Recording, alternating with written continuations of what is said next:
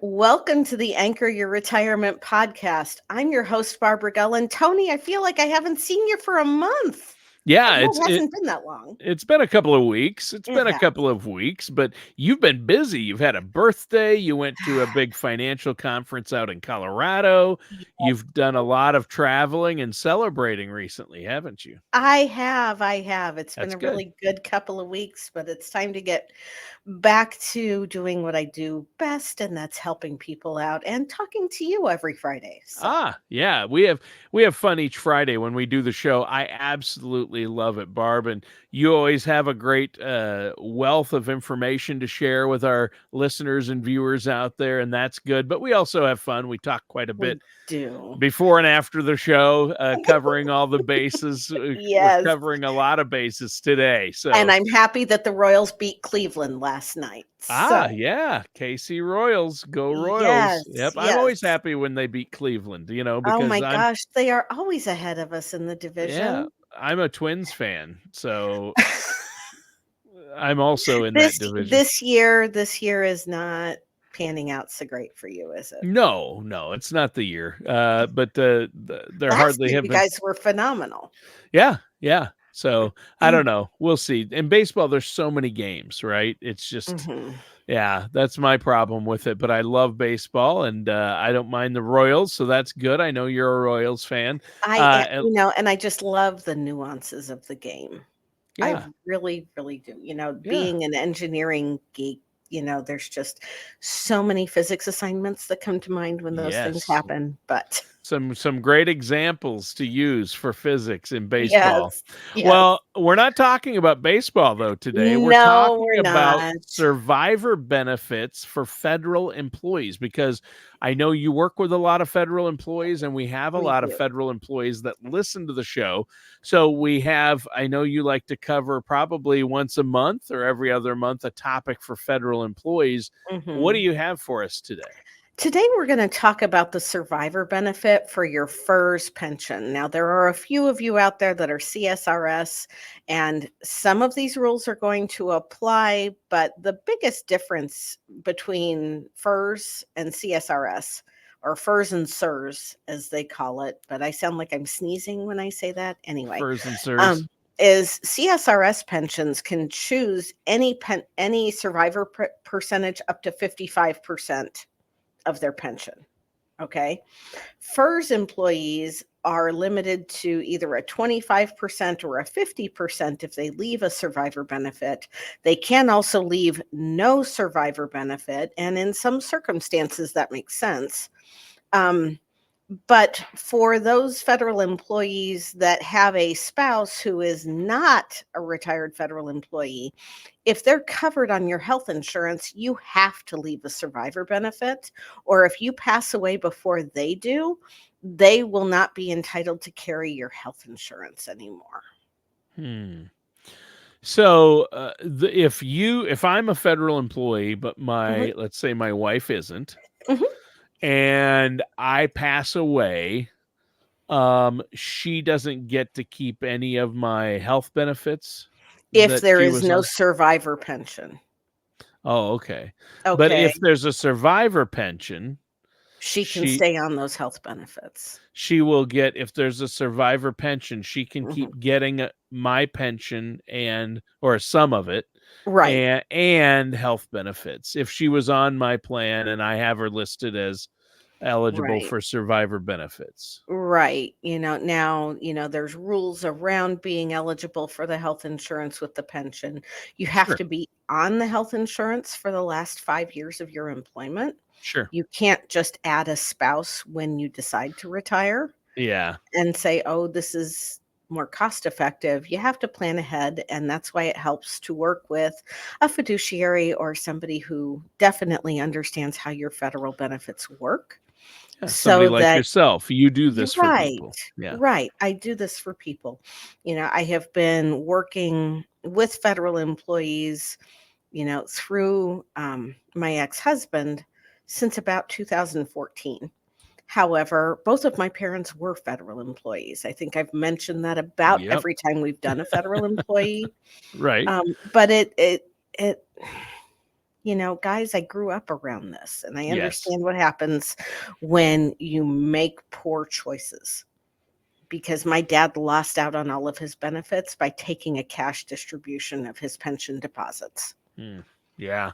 A lot of times, the people who have pensions, whether it be federal or otherwise, of course, there aren't too many with non-federal pensions anymore. Right, right. Railroads.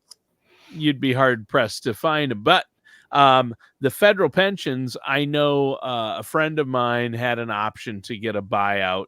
Mhm, Like okay, you're getting ready. We'll let you retire now and give you this payout.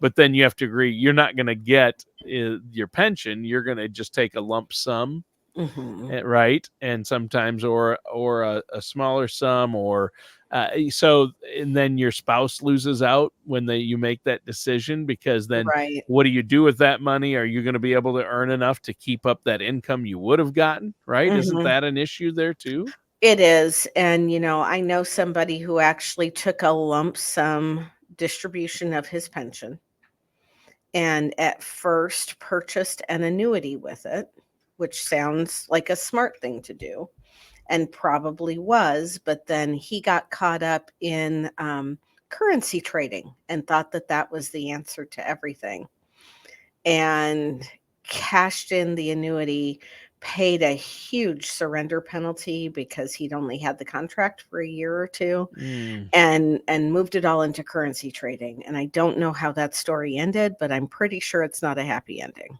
Yeah, I would say so. Currency trading is, yeah, Very, very volatile, very, yeah. very high risk, and not something for the faint of heart. That's why you So, don't ever hear a professional telling you, "Hey, with your retirement money, if hop you in the really." forex market. Everybody's doing it. No, no, no, no, no, no, no, no, no. Put everything into Bitcoin. No, don't do No, that no, no, no, either. no, no, no, Don't take no. high risk when it's your retirement money you're playing with. And Right. especially, who people who do that or take the lump sum and then, haven't met with somebody like you who's going to sit down and do the math and weigh which is better in the long run. They're Right. really doing their loved ones a disservice. You don't want to leave your spouse in a bad situation. They are, especially for those of you that have a spouse who, you worked and they stayed home and took care of the family. Very, very noble decisions.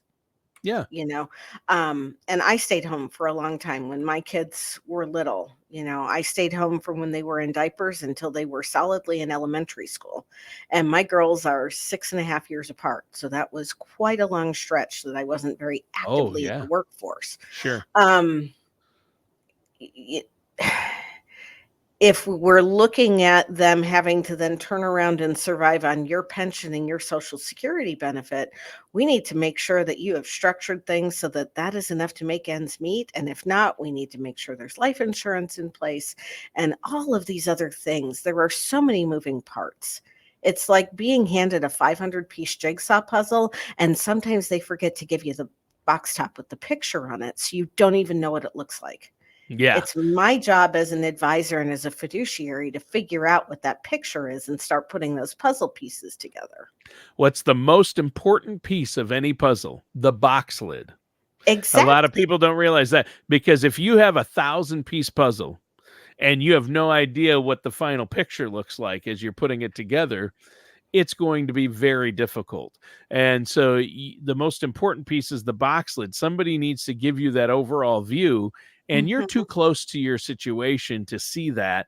You need a fiduciary, like someone like yourself, Barb, who's going mhm, to look out for their best interests, and you can look at the big picture. mhm. And with survivor benefits, that's really critical. And for It's federal one of the employees, biggest parts of that retirement decision, yeah. even more so because when you file your retirement paperwork with the federal government as a federal employee, you have 30 days after your retirement date to make any changes before they basically carve that puppy in stone. And unless you have a life-changing event like the death of a spouse, having to adopt a child, um, remarrying if you were single when you retired, outside of those qualifying events, you can't make any changes to your pension election. Yeah. Interesting. So, What about survivor benefits for working employees? good question. As long as you, as a federal employee, have been working for at least 10 years, if something happens to you, it doesn't even have to be on the job. You can be killed in a car accident, you can die from cancer. It doesn't have to be work related. Your spouse and your surviving children are going to be entitled to that survivor pension. It's calculated a little bit differently. Your surviving spouse's eligibility for the pension can be terminated if they marry, unless you've been married for like over 30 years. But if they remarry before the age of 55, those benefits are going to terminate. So, those are all things that, again, having somebody who understands how your benefits work are crucial pieces of your retirement and your financial picture overall. Sure. So if Um, I'm working still for the mhm, federal government, currently mhm, working, not mhm. retirement age, Correct. and I'm working and something happens to me, whether it's on the job or outside of the job, a car crash or something, and Mhm. I pass, my spouse would then receive survivor benefits As from long as you have 10 or years of service, yes. survivor pension if I had worked in that job for 10 years or for the Correct, government for 10 correct. years.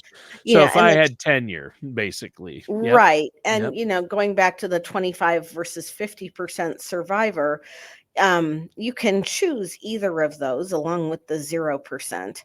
The 50% is considered the full survivor benefit, and you do pay a premium of your pension for that survivor benefit. For the 25% survivor benefit, it's 5% of your pension. For 50% of your survivor benefit, it's 10% of your pension. And when you say for 50%, that means when I pass, my spouse would get 50% of Right, what I would have right. received. If your pension was 2,500 a month, when you pass away at a 50% survivor benefit, their gross pension is going to be 1,250 a month. Sure. Now, they'll still have to deduct health insurance and other things from that. Yeah. But, that's what we're looking at when we're looking at your retirement cash flow and, what makes sense or what doesn't make sense. And, for some people that have a significant amount of life insurance or that have a decent sized nest egg, we might go with the 25% survivor benefit because we know that the money is there. And again, you're paying half of a premium of what you would pay for that 50% survivor benefit. So your pension is a little bit bigger while you're still alive.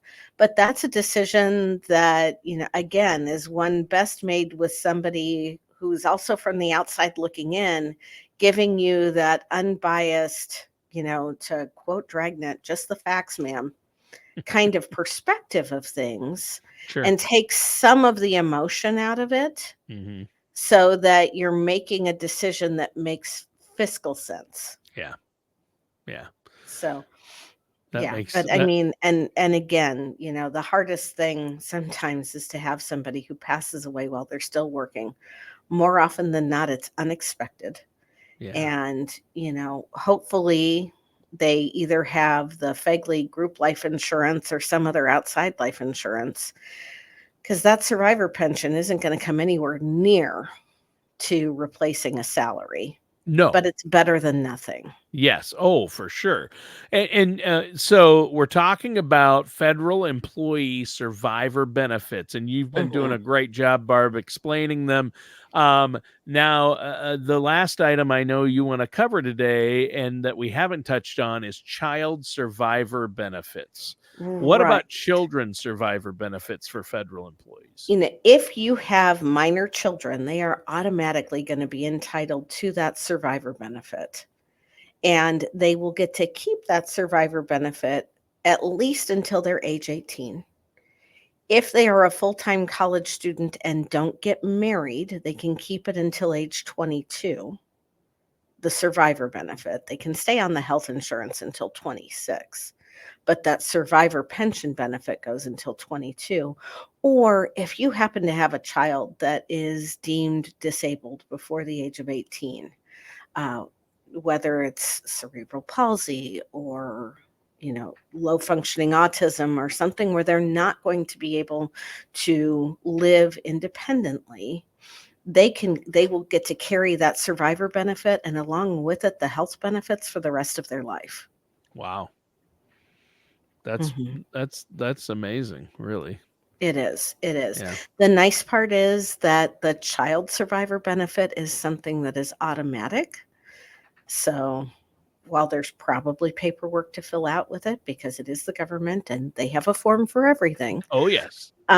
you don't have to plead the case for whether or not it's needed. It's going to be an automatic thing.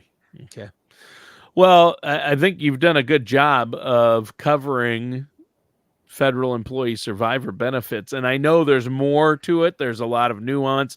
But Mhm. again, you need somebody who has gone through this process with a lot of people and help them plan Mhm. for this. So Mhm. don't make I would say for our listeners out there who are federal employees, don't make a decision on what you're going to do or what type of survivor benefits you want coverage for you True. And before meeting with somebody like yourself, right? right, because there are circumstances where it could be you don't have a spouse, but you have somebody who is an insurable interest. Perhaps you're the sole, you are you have an elderly parent who is a dependent of yours.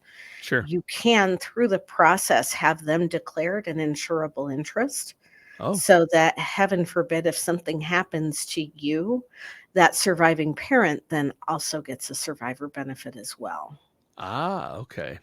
Yeah, so if you're supporting, Mhm, you have a parent who has needs and you're supporting them and putting them mhm. up, and then they're gonna need support after you're gone. So Right, right, and that's, working with somebody who knows the rules and can help you navigate the rules is a huge thing. huge. Um, and, I mean, just like they say, there's 2 sets of rules, one for those who know the rules and one for those who don't. Right. And it's all about making not I don't wanna say the right decision, but an informed decision. Makes a huge difference. Yeah. Yeah, that's huge. Well, Barb, great show today. This is a really important topic.